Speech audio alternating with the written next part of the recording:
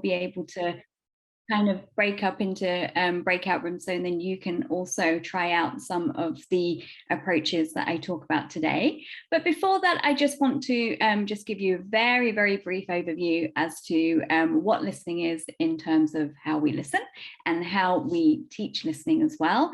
And then the main part of the workshop will be divided into 3 sections. So first of all, we'll have a look at and try out selecting TED Talks. We'll have a look at grading TED Talks and doing that ourselves. And we'll also look at different ways that we can teach with TED Talks. So today's main aim is to just kind of give you a very brief overview looking at these 3 different things.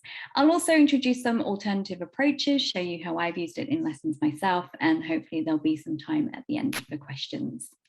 So let's just have a very, very brief overview as to what is listening. And I like to define listening using these 4 processes. And they can be quite complex to get our head around scientifically. So neurologically, we're thinking about what we listen to and the sounds that we hear around us. So this is the consciousness or the things that we hear and what we attend to. So that doesn't necessarily have to be just speech. It could be sounds, it could be noises, warning sounds, emergency noises. So those things and what we kind of hear around us. Pragmatically is what we do with those sounds. So we're relating it to previous experiences of verbal and non-verbal input. So we're thinking about whether that is a request, whether it's a warning, putting in our own ideas, so and then we can think about the meaning itself. In the classroom, we tend to think about listening with linguistic and semantic processes. So linguistically, we're thinking about how we perceive speech or language in particular. We're also thinking about the sounds. So we're thinking about prosodic features, so such as intonation or stress, and then how we pass speech or how we break it down to understand the message. Semantically, we're thinking about how we use our memory and prior experiences to create meaning. So this is maybe looking a little bit more at word level ideas and also interpretations, and thinking about maybe how we can understand what we listen to. So now that we have these processes and we think about how that goes into our ear and what we're going to do with it when we're thinking about it, we can then maybe think about these ideas. And these are perhaps how we access listening in the classroom and how we can perhaps think about what the potential problems are for our students. So first of all, they are thinking about the ideas of what they're listening to. So they're interpreting what they hear. The assembly is putting together the message. So maybe thinking about, okay, what are we doing with that input? Is it a request? Is it something that I need to respond to? Is it just information that I need to retain? Then their comprehension is their understanding of it before they decide what to do with it. So that's the 2-way traffic, or maybe am I going to speak and give a response? Am I going to write in terms of give my idea? And that's where our integration with other skills come in. So it's very, very important to remember that listening isn't just a passive skill. We do need to think about how it integrates with our productive skills and how we can help our students to understand and be interactive with listening. So how do we teach listening with all of these ideas in mind? So hopefully here are some familiar ideas for you. So first of all, we do use bottom-up and top-down in listening quite a lot. So we're looking at bottom-up approaches, which kind of look at the smallest unit of interpretation or meaning in listening. So that usually refers to words or even syllables in terms of changing the idea of words. And in top-down models, we're looking at focusing our students on their background knowledge or how they can predict content. So using an orchestration of these 2 ideas, so thinking about word level interpretations and context level interpretations, we can hope that our students will understand and get a broader sense of their interpretation of the listening. We also want to think about learning strategies. So some of my work focuses on metacognitive, cognitive, and socio-affective strategies. So metacognitive are the strategies or the approaches which focus on what the student is doing, so their processes. And it can be very, very difficult to visualize these or to get an insight into what the student is thinking, what their difficulties are. So getting them to reflect on their ideas is the main concept of metacognitive learning strategies. Cognitively, we're looking at what they are doing with the listening. So this tends to be all the things that we do in class. So are they listening out for keywords? Are they writing notes? Are they listening for gist, listening for details? Those are the kind of cognitive activities that we can use. With socio-affective, we are looking a little bit at how they are reflecting on the whole idea, and also maybe just looking at temperament and also their entire motivation towards listening. So this is thinking a little bit independently about how they feel about it, but also being able to share ideas, monitor and evaluate those ideas with each other in the classroom as well. So we have all of these ideas, and Van der Grift and Go's model is one of my favorites to show how all of these ideas fit together in the classroom. So you can see, first of all, the 4 speech bubbles around the edge of the model. So these refer to the processes which I introduced at the beginning. And the middle is basically how we interpret. So the perception of what we perceive in terms of the input, passing, how we break down the input, and utilization, what we do with the input. So whether that's going to be productively speaking about it or writing about it. You can see that we can divide up these processes by each level and think about how we're going to decode or respond to these messages. But then in the classroom, we can use top-down, bottom-up, and metacognitive approaches to think about how we can help our learners. And that's what we're going to do in the workshop today. We're going to focus more specifically on looking at speech and linguistic knowledge. So speech, what is the input that we're giving our students? And linguistic knowledge, so what we can do with the vocab to help them a little bit. So thinking about the teaching approach, I hope that this is a very, very familiar model for most of us in teaching listening. So we've got like our 3 main stages that we use. So we've got our pre-listening, where we can think of how we're going to help our students plan their strategies that they're going to use and think about the language knowledge that they have already. Then they can create their own interpretations during the listening task. So whether that's with note taking or question and answer or true and false or whatever activity we want them to interact with the listening text. And then we can think about post-listening. So thinking about their interpretations and how, again, we can evaluate and monitor their understanding. To add more metacognitive aspects, we can also ask our students to evaluate and reflect on their interpretations, just so and then they can interact with that listening a little bit more. So that moves us on to the first stage of the 3 parts of our workshop today. So we'll be looking at selecting and grading and using TED Talks. And although we'll be focusing on TED Talks, I do want us to think a little bit about our own teaching context and also about other resources that we can use. So I hope that I've got quite a universal format, which we can use for a lot of resources. So even if you're not a fan of TED Talks, do please think about other resources that you can use as well. So if we have a look, first of all, at TED Talks, I mean, I do use them a lot at my university and at the universities I've taught at before. And with TED Talks, we want to think about what they are, and they have been around for a while. So since 1984 was their one-off conference, which started off the whole TED Talks idea. And it has since become a primary listening resource in a lot of academic contexts and is used in other teaching contexts as well. And one of the main reasons I think for that is because of the topics that they have. So starting off as technology, education, design, which is where the TED acronym comes from. But of course, this has broadened and we've got a lot of other ideas in terms of like health and business and other of the SDG focuses that exist as well. The online access is free, and we can also get a lot of different transcripts and subtitles of the talks, which are available in a lot of different languages.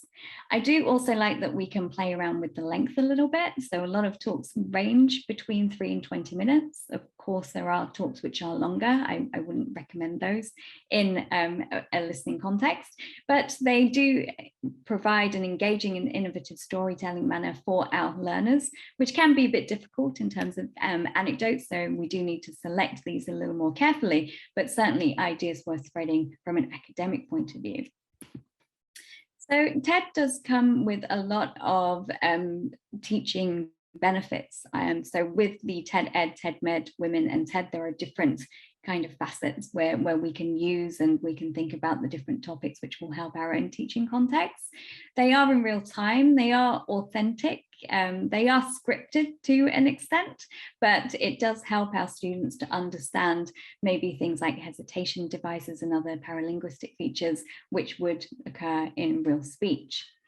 I do like the visual aspect of TED as well. So we also have a lot of YouTube channels where we can kind of use visual clues and support. And of course, there are transcripts and subtitles which we can use either during the actual lesson or refer our students to after they have listened to it in class.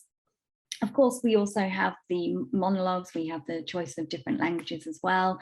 If we are using it independently, which I do with my students as well, we just do need to be careful though, because they could be selecting something which could be too difficult for them, and they can manipulate it a lot with the pause button or turn it into a reading activity. So depending what you're using it for, we just need to be a little bit aware of these possibilities. One of the things that I used to select my TED Talks when I was creating my own TED Talks listening curriculum was this aspects talk list, which is available from Romanelli et al. And what they did was they compared these 12 different aspects between TED Talks and academic lectures, which I found quite useful in terms of selecting my own TED Talks. You can see that there are a lot of different aspects. So again, it is quite universal depending on what your different teaching context is. But these are the ones which I found of particular interest and which was useful for my own selections. So thinking about the time frame, and they found that a lot of the TED Talks were about 18 minutes, were perfect for attention spans. I would actually go a bit lower than that, and I would say maybe TED Talks of between 6 to 12 minutes are probably fairly good and attentive enough for intermediate levels and above. The style is also a storytelling mode, which can be a bit distracting for students sometimes. But if you are using a few TED Talks over a course of a study, so I use them every week for 5 weeks or every other week over 10 weeks, then they do become familiar with the style as well. So that does help in terms of being able to understand what familiar structures are, being able to understand the beginning, middle, end, and being able to understand other kind of devices which are in the talk as well. The structure does help them, so they can see very, very clearly if there is an idea, if there's a problem solution, if it's just a cause and effect that we're talking about. So being able to choose the TED Talk which best suits your course demands and best supports your course needs is going to be quite useful here. I also make sure that the TED Talks that I use have visuals.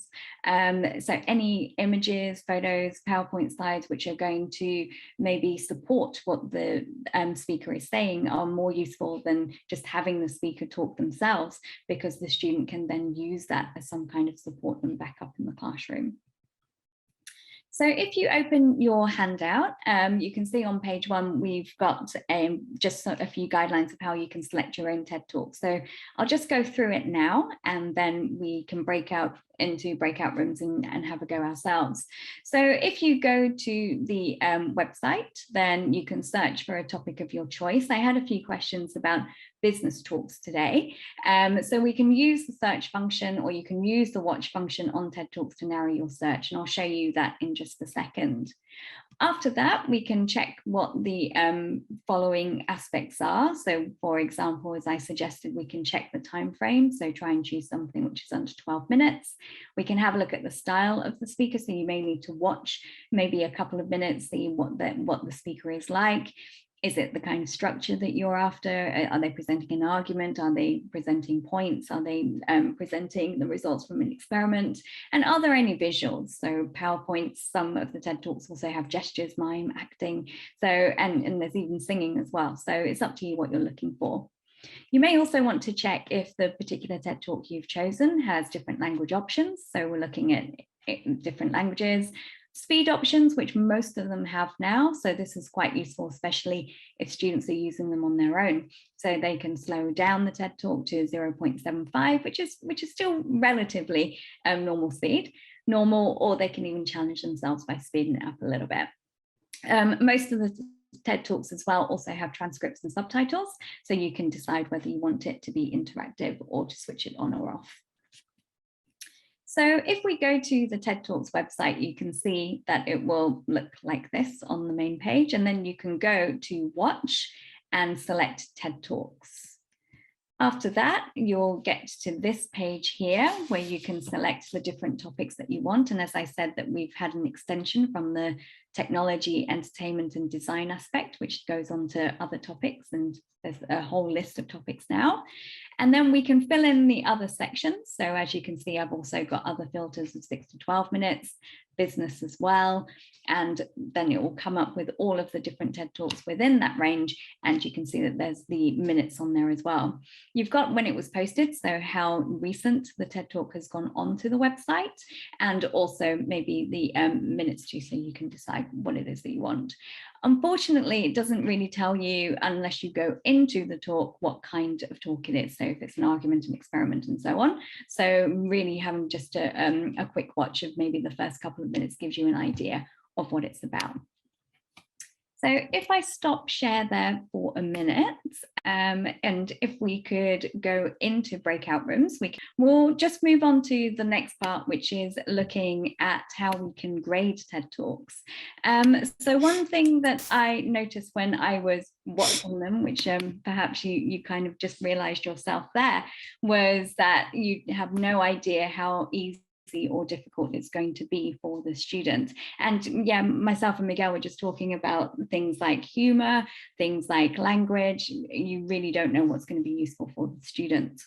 So when we're looking at grading TED Talks, we can look at previous research that says what kind of grades we can use in TED Talks. And we can definitely look at vocabulary. Vocabulary is a big part of listening and listening comprehension. So when we are using TED Talks, we can just focus on the high frequency words. So looking at the 2,000 most frequently used words. Depending on your context, you can go higher than that, and thinking about what students need in terms of pre-int, intermediate, and higher intermediate advanced levels. We can also focus our TED Talks on using academic vocabulary. So a lot of my lists, when I do the vocab profilers, I look specifically at the academic vocabulary, simply because I've been teaching at universities, and this is going to be useful for their TOEIC, for their end of course exams as well. So looking specifically at the academic words which are used in TED Talks, and you can do this with other resources as well, so like 6 Minute English and also on YouTube channels, but that can also kind of give it an academic focus if that's what you want to focus on. Of course, for the high levels, you can also think of maybe context-specific words. So you can look at off-list words if you're looking at a particular genre. We can also think of high levels, so also considering the words which are past the first 2,000 words as well. So there's quite a lot of different options you have for grading the TED Talks. One of the most easiest vocab profilers I think that we can use, which is free, is LexTutor, which you'll find on page 2 of your handout. And this was one which I used myself just to get a very, very quick vocab profile for each of the TED Talks that I chose. So basically, after you've chosen your TED Talk, which I hope you have one in mind, you can copy and paste the transcript from the TED Talk, and then we can add that to the profiler by just running the transcript through Lexical Tutor. You can then develop vocab profiles. So depending on your context, you can think about whether you just want to focus on the high frequency words, whether you want to look at academic words, whether you want to look at anything else which is going to fit in with your course demands. And then based on these vocab profiles, we can then also use that to create different listening materials. So for example, vocabulary boxes, vocabulary lists, being able to do gap fills and other types of materials. If you haven't used Lex Profiler before, so the complete LexTutor looks like this. So you can use the classic or you can use the BNC COCA 25 list, depending what it is that you want. And it's very self-explanatory in terms of it asks you what it is that you want to look for. So you can see on the example on your screen that you can also have an individual list for AWL, for the academic word list. Then after you have run the profile, so this one was just for looking at the K1 and the K2 words, the first 2000. And then I can see that I've also got my academic word list and my off list words as well. So I can see the percentage of those words there. And then I can go down onto and scroll down on the page, and then I can see what actual K1 words there are, what K2 words there are. The academic word list words are in yellow and the off list words are in red. So you can simply pull these from the transcript. It's already chosen the words for you. And then this creates a very, very quick vocabulary list, vocabulary guide for you. If you continue scrolling down, you'll be able to see that you've got more specifically the word types. It's also got the amount of times that it appears in the talk. So you'll be able then to just take out the words which are used more so than not if you do have limited words that you want your students to focus on. When I use them in my own classes for the other teachers, I then just copy and pasted from the vocab profile what the profile of the actual TED Talk was. And then I gave my teachers in their training pack an example of the types of words that they could use. So they were then able to choose from the full selection of words what it is that they wanted to use in the lesson. So again, we can just have a look at the website. So I think it's probably in your chat now. Yep, so you've got the handout in there. So if you have a look on page 2, you can have a look at using LexTutor. All right, I think everyone is back in about 10 seconds.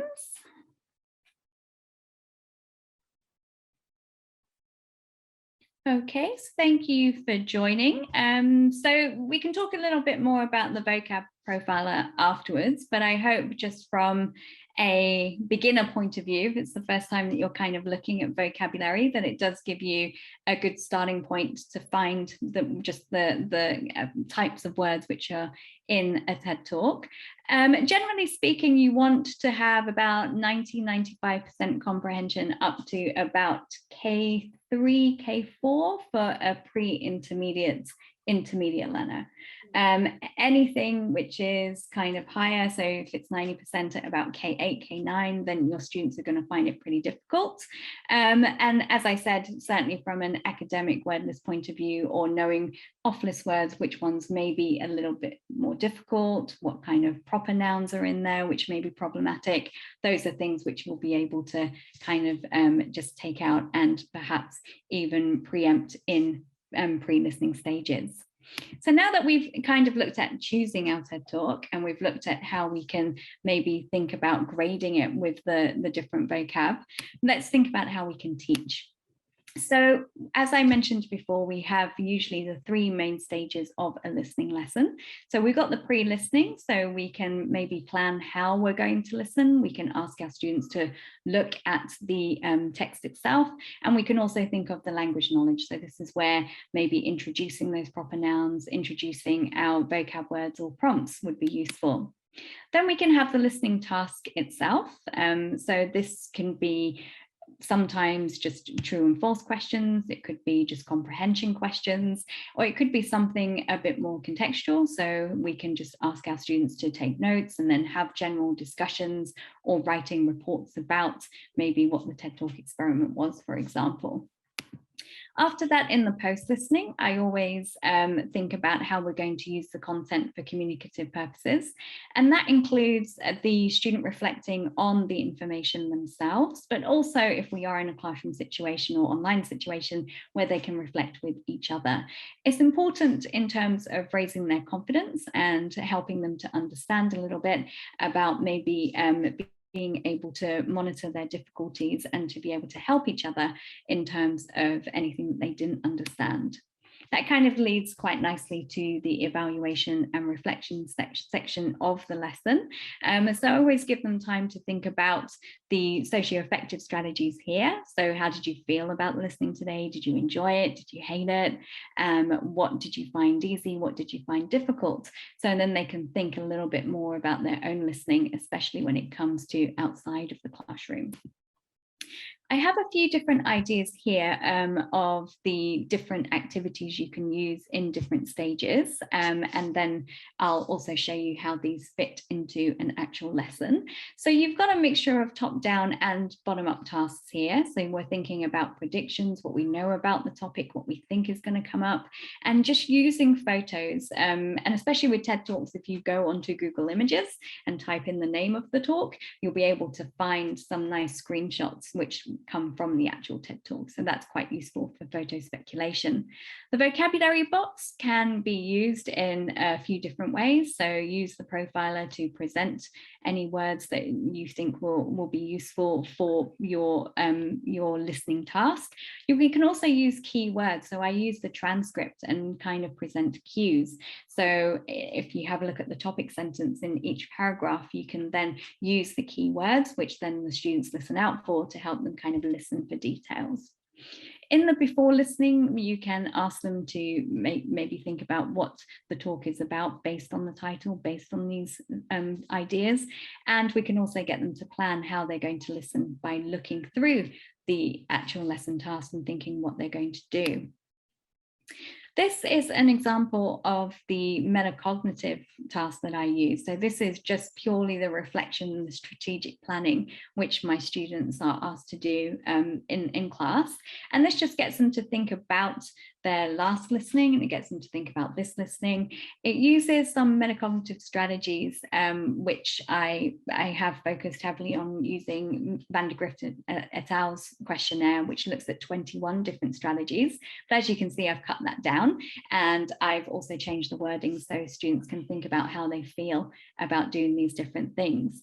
The idea is that over a range of 5 weeks that their numbers are going high, again, getting increased, hopefully, and that they are always using these strategies, and that they also strongly agree that these are good things.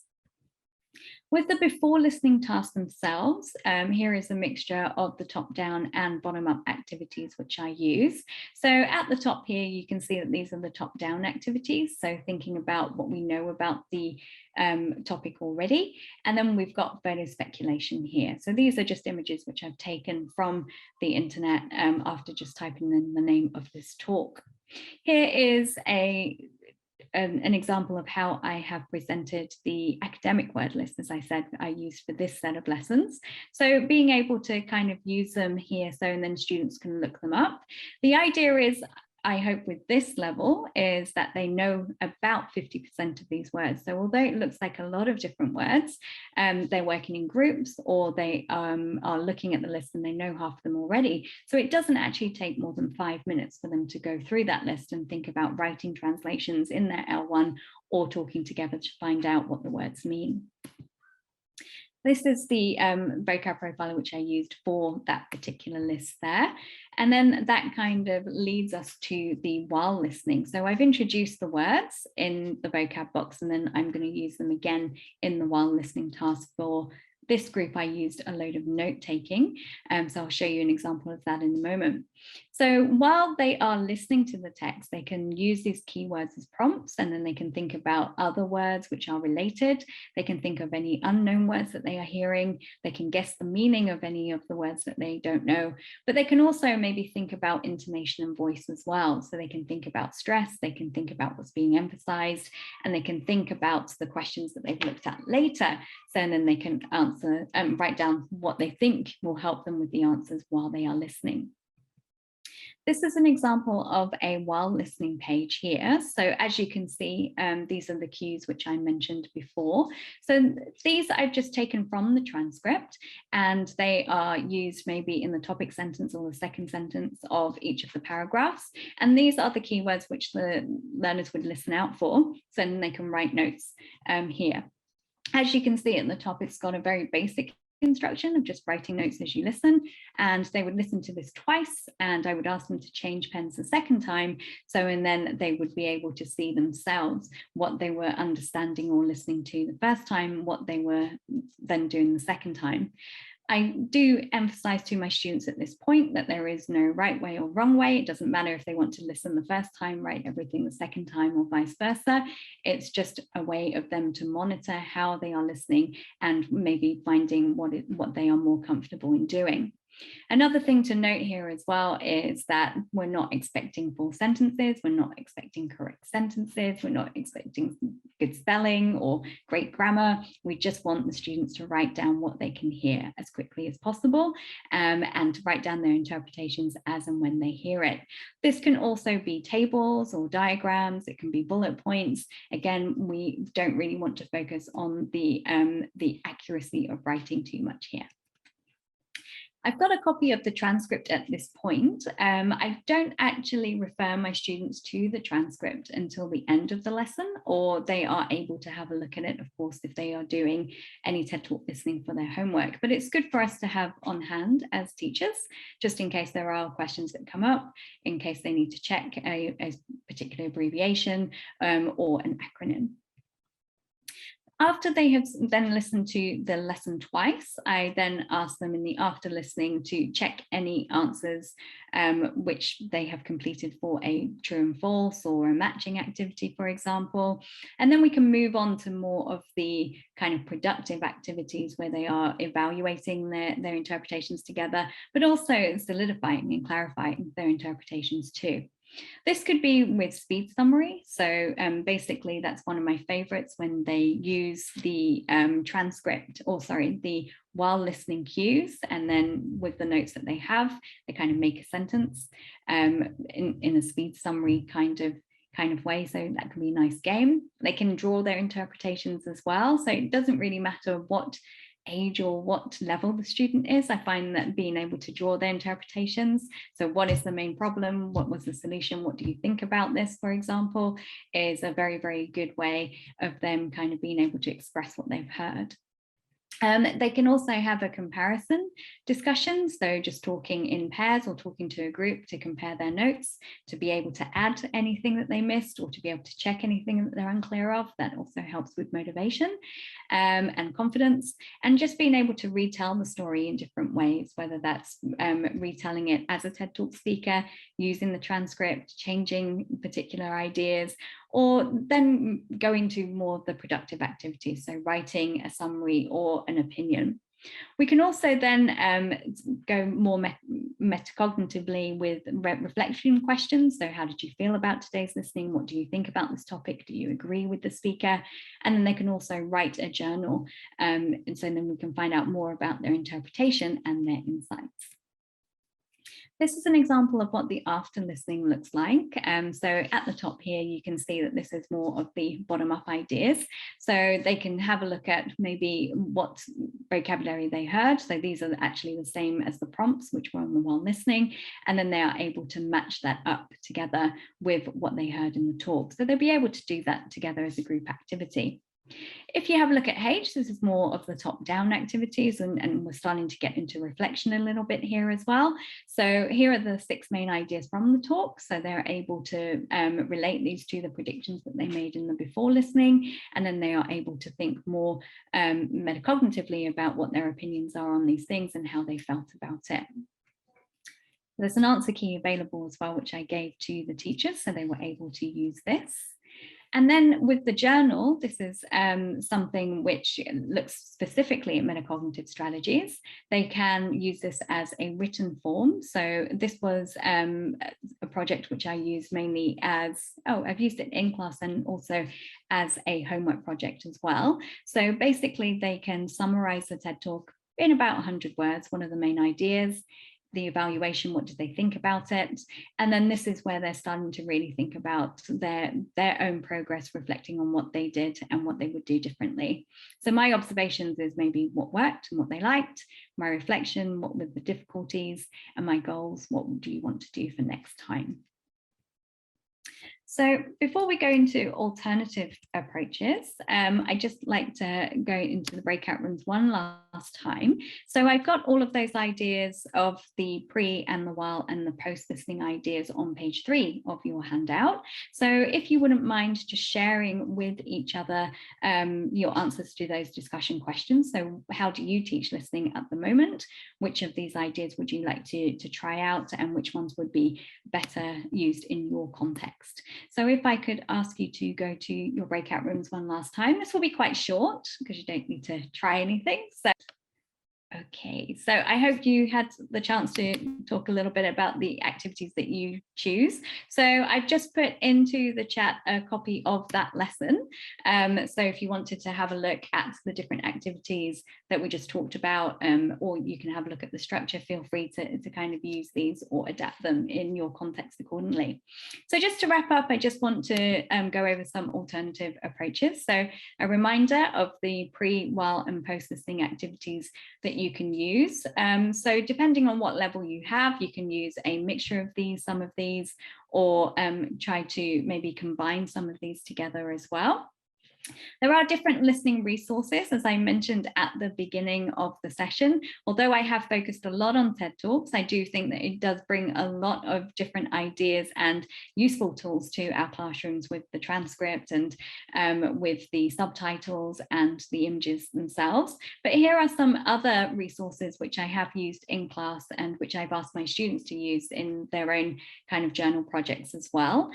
So there are some which are audio only, so breaking news only, use only audio, ESL pod only audio, but there are some which also have visuals to go with their stories as well. So a few different resources you can use. The students have used a lot of TED Talks in my class, so they basically feel that using this kind of style helped them share ideas with others. So it is important to think about how we can give them different talking opportunities so then they can share their interpretations with each other. They felt that the vocabulary was useful in most cases to take notes for keywords and just being able to listen out for those words. So those prompts do help as well. And they do feel that maybe just being able to write a summary or being able to talk to each other afterwards about their interpretations was perhaps the most valuable too. Future goals, they do feel that maybe they need to focus more on the attention of the speaker. So I'd like to do more work on about how accents and maybe speed can be distracting and what we can do to help students with that. Being able to listen carefully or listen to everything, the selection is still problematic. So being able to help students understand chunking, blending, and being able to pick out main words, I think is perhaps something else that we kind of need to focus on. But there was a lot of improvement in terms of their confidence, in terms of their motivation. So a lot of students did feel that they understood maybe 70–80% of the TED Talk by the end of the course, and that they had more confidence to not give up. So if they didn't understand something the first time, they would listen to it again, and they could maybe read through the lesson, have a look at the vocabulary, have a look at the tasks, and this would help them in their understanding. So I feel that using this kind of TED Talk structure does provide our students, certainly with structured pedagogy. It does apply to a lot of different learning styles. So whatever the confidence or the level of the student, hopefully they can get something from it. We're using an authentic resource, and it does encourage individual and group learning, whether we're online or in the classroom. And it does help our learners become more aware of their responsibility in terms of improving their own listening, and also helps them to get more strategy awareness to help them do so. So if you have any questions, please let me know. Thank you for listening, and thank you for taking part in the workshop today. I hope that the interactive sessions were useful for your own context. Okay, if there are any questions, please let me know. Sorry, before we jump into questions, just a big round of applause for Dr. Naheen.